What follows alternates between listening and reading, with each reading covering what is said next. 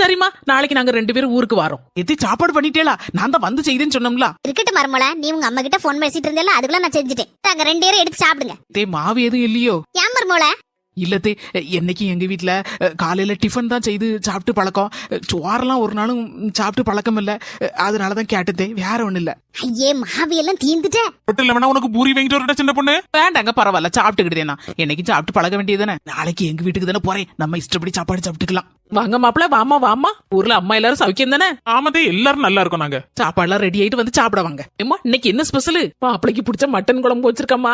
நல்ல சுட சுட குஸ்பு இட்லியும் அவிச்சு வச்சிருக்கேன். 2 பேரும் சாப்பிடுங்க. என்னம்மா, எனக்கு மட்டன் குழம்பு பிடிக்காதுன்னு உங்களுக்கு தெரியும்ல.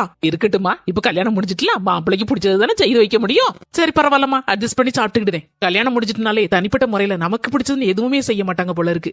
எல்லாம் மாப்பிளைக்கு பிடிச்சது மாப்பிளைக்கு பிடிச்சதுன்னு. அம்மா வீட்லயும் அப்படிதான், மாமியார் வீட்லயும் அப்படிதான். எல்லாமே நம்ம தான் விட்டு கொடுத்து போகணும் போல இருக்கு.